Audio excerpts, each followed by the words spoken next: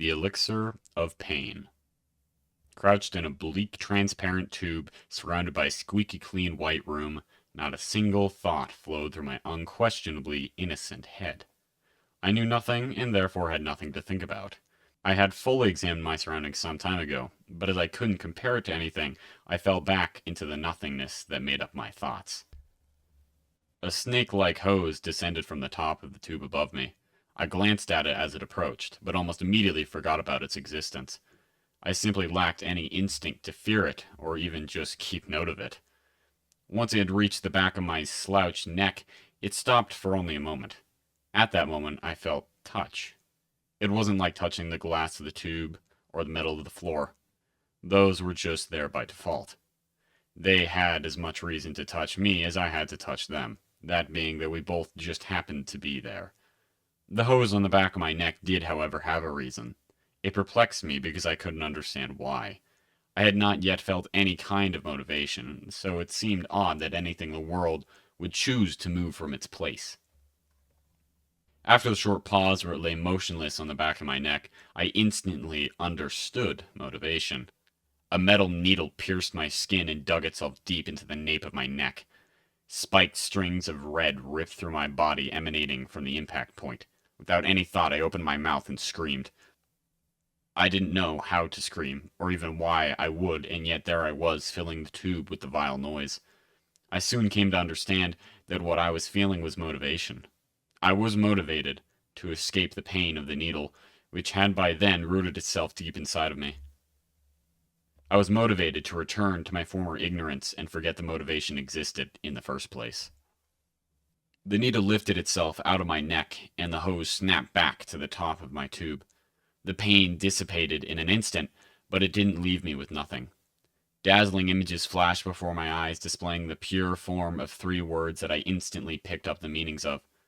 Teamwork, victory, and rage swirled around my head as a great confusion overtook me. While teamwork and victory filled me with burning excitement and passion, rage gave me something completely different. It was a burning feeling as well, but I didn't quite like it. For a moment, the same motivation I had had seconds ago overtook me as I tried to escape rage, but it was quickly replaced with a new kind of motivation, one I had yet to experience any form of. I felt an overpowering desire to partake in the first two words, teamwork and victory. I stood as if looking for a way to obtain them, but I discovered disappointment when there was nothing to be found. I looked down at myself, and more words came to me. I was covered in what I realized was armor, my limbs cased in chainmail. At my side was a sheath that housed a dazzling white sword. None of these words were anywhere near as powerful as the first three, but I felt as if they were connected. Like all the items I was wearing were tools to achieve my newfound motivation. I dragged my hands across the glass in front of me and found one more word, but this one I wasn't sure I was supposed to have. The word imprisonment echoed through my mind. I wanted to forget it as I somehow knew it would make it impossible to obtain teamwork and victory. Well, not exactly the same. It felt like pain had. Above me, the tube opened up and a shiny silver card drifted right onto my head. Without hesitation, the word imprisonment was ripped from my consciousness as my body stretched longer and shorter both at the same time. A second later, I opened my eyes to witness the gleaming sight of a bright arena forming around me. A deep blue river under two separate stone bridges lay between me and three grand towers. The largest of the three sat in the center, bearing a massive draped red flag on all sides. Behind me, I discovered a duplicate of all three of the towers across the river. The only difference was the middle one's flags were blue instead of red. Finally, below me, light green turf stretched across the arena all the way to the massive stone walls surrounding it. Though I could see the sky above, something about the walls disturbed me. Processing their true height, a hint of imprisonment slivered into my mind. I blinked and shook my head internally, pleading to escape it. Fortunately, my attention promptly snapped to a massive figure materializing on the other side of the river. The giant-like creature sporting a black hue took a step forward. It bore sharp neon purple horns and appeared to be made of impenetrable armor. Unsheathing my sword and holding it in front of me, I felt as if victory was now within my grasp. Just then, an army of skeletons half my height appeared around the robotic-looking giant. Each and every one held up a stone dagger and sprinted forward in a clumsy mesh. Adrenaline pumped through my body as the mass of skeletons rapidly approached my location. Suddenly, victory seemed to drift further and further away without a care in the world. Just as the skeletons crossed the bridge, a large man in black knight armor appeared before them in the same way they did. Wielding a dark mace, he immediately swung it forward, shattering the first three of the skeletons, their bones dissolving into a thick purple liquid that seeped into the turf below. The massive robotic giant still in the middle of the skeletons raised a broadsword made from the same metal as its armor. The knight in the dark armor grunted as he threw up his shield just for it to be pulverized under the immense force of the broadsword. He grunted again as one of the skeletons jaggedly thrusted its knife through his leg. He fell backwards while the same purple liquid leaked out of his own cut. Before he could get back up, the broadsword was once again flying down towards him. This time, it glazed right through the middle of his torso. Shaking, I took a step back as a man's chest became a geyser of the purple liquid. Two more figures appeared just in front of me, but one of them looked far from any creature I'd seen thus far. A metal box on wheels with an antenna pointing forwards materialized, with a woman wearing a blue cape. The woman jubilantly loaded a musket ball into her gun, which she had been holding just out of sight, and aimed at the oncoming horde. She fired, but it only neutralized a single skeleton, so when they reached her in the next few seconds, she was quickly ripped to shreds. The metal box had been producing an increasingly loud electronic purr that caused its three rings around the antenna to light up. Suddenly it let out a beep and shot a bright electronic blast towards the skeletons, instantly transforming 5 into the purple liquid. However, it then fell silent and just stood in place as the robotic giant sliced it in half. Intense hyperventilating from behind me caused me to turn in its direction. On top of the center tower, a skinny man drenched in sweat leaned over the edge. With so much to take in, I closed my eyes and tried to process it all. Instead of coming to any logical conclusions, the word rage returned to me, and I truly understood it. I sprinted forward, screaming at the top of my lungs. From the smaller tower behind me, arrows flew towards the skeletons, but similarly to the musket ball, they never dealt with more than one at a time. Once I myself reached the skeletons, I swung my blade forward and sliced one in half. Somewhere inside of me, I felt victory getting closer. It was a barely recognizable feeling, but it sparked something nevertheless. Whatever had been sparked was instantly put out like a campfire covered by an ocean when 3 of the remaining 5 skeletons plunged their daggers into my unprotected legs. I screamed again, but this time it was in the same way that I had when the needle pierced my skin. My nerves screamed alongside me, the rugged edges of the blades tearing through them. Falling to my knees, I could feel my body being steadily emptied of my own purple liquid. Though one of the skeletons had been dispatched by the arrows from the tower to my right, the other 2 diligently stabbed me once again without thought. A flood of sharp stings popped throughout whatever body I had left. Only when I took a mere moment to look up did I see the robotic giant raising its massive broadsword above me. What I felt next lasted less than a second, but would warrant 1,000 screams. A speeding foreign object shredded its way from my head to the bottom of my torso, leaving me to writhe in the suffering of a billion splitting nerves as my body dissolved and fell through the earth. Grasping for air, I searched my body for pain, but found none. A slit of my tube opened, prompting me to fall onto the hard white floor below. A tiny sting in my elbows generated a deafening scream that lasted longer than the pain itself. "What's wrong with her?" asked someone out of sight to my left. "Looks like the new troop's a bit of a lunatic," said another voice, followed by a succession of steps in my direction. I peered to my side to see the woman with the musket standing next to me, her hands planted on her hips. "Why?" I whispered, a single tear dripping down my face. "Why what? Gotta be more specific, hon," said the woman. She raised her head slightly, revealing her delicately coiffed purple hair, and tapped her lips a couple times before her eyes widened. Wiping red lipstick accidentally transmitted to her pointer finger on the armored man who had just stepped forward, she continued, "You're sad you lost your first game. Honestly, who could blame you?" "What?" I asked, getting up from the spotless floor. The woman groaned, exclaiming, "Stop asking vague one-word questions, will ya? Well, anyway, since you're so upset about losing, I think it'd be a great idea to try and cheer you up with an extensive tour of the place." Instead of asking another one-word question, I just nodded my head. Alright, well, first of all, I'm the Musketeer, and this, she hesitated for a moment, brute, is the Dark Prince. The Dark Prince's posture suddenly improved greatly, but only while I was looking. This place we're in is well, we don't actually know what it's called. As you can see, we got 4 of these tubes that we come out of after being defeated. We used to have just 3, but now they've installed yours. I pointed at a tube much larger than the rest and asked why it was that way. That's Sparky's tube. She just needs a lot more time and room to get back. In fact, she's a bit late at the moment. A fraction of a second later, the purple liquid completely flooded the large tube. Another fraction of a second later, it had fully drained, revealing the metal box with the antenna. The glass slit in the tube opened, and a ramp rose up from the floor, allowing the box out. "Hey, Sparky!" exclaimed the Musketeer. She turned to me and said, "We honestly have no idea if she's sentient." A brief chuckle escaped me as I forgot about the battle for a moment. However, as the chuckle faded, my burning memories returned. "You said my first battle. Do you mean there will be more?" I asked, almost hoping not to hear the answer. "You've got a lot to learn, hon," said the Musketeer, stretching her arms above her head. Suppressing a sigh, I asked, "Can you teach me then?" Smirking, she replied, "Guess we should if we want any chance of winning ever again." She glanced at the Dark Prince and back at me. "Now, where to start?" Unaware that it was a rhetorical question, I replied, "Why do we do battles?" Chuckling, she replied, "Because that's who we are. We live for victory, and this is realistically the only way to obtain it. We also kind of live for rage, but that's more of just a way to help us get victory."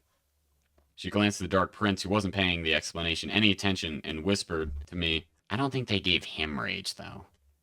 Trying to deduce exactly who they were, I recalled the snake-like hose and felt a shiver run through my spine. "Who exactly are they?" I asked, not looking to remember too much. "The people who run the arena, of course," replied the Musketeer, clearly resisting lifting her palm to her face. "They made us, and they're the ones that send someone in for us to battle for. I guess I had to explain that as well." I nodded hastily, hopeful for some real information about why any of this was happening.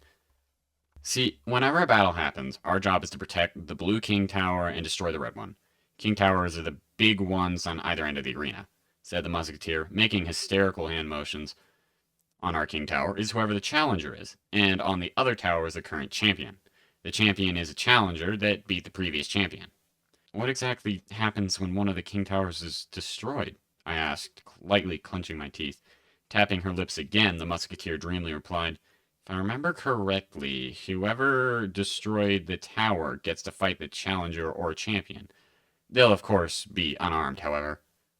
Forming fists at the sight of the Musketeer wiping more lipstick on the Dark Prince's armor, I asked, "Does the challenger or champion come back like us?" "Don't think so. Never seen the same challenger twice before," replied the Musketeer with a shrug.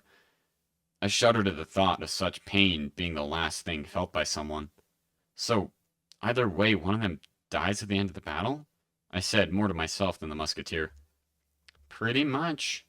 But you can take solace knowing that it won't ever be you," said the Musketeer, smiling wide. "Come to think of it, I can't remember how long Yosemite, the champion's been around anyway." Taking half a step forward, the Dark Prince said, "I can't say either, but it's definitely been a long time. I, for one, can't stand the guy. Always playing the exact same strategy, yet we never stand a chance." Though by the time the Dark Prince was done talking, it was a nearly inaudible mumble, something he said had caught my attention. "Does the champion control where his troops go?" I asked, a tiny spark of rage lighting inside me. "Of course. And we're controlled by the challenger, at least when and where in the arena we start, that is," said the Musketeer, her hands back on her hips. The rage inside me grew as I realized the champion would have been the one causing all the pain. Neither the Musketeer nor Dark Prince could remember how long they'd been tortured with battling him. "Do you think we might be able to beat Yosemite now that we've got an extra troop?" asked the Dark Prince, his armored fingers shaking. "That'd be great and all, DP, but even now I can't say I think it'll happen," replied the Musketeer in a much less upbeat voice. "One more troop swinging your sword around isn't going to make much of any difference considering to what degree we usually get curb stomped, both symbolic and literally." The Dark Prince sighed but remained silent.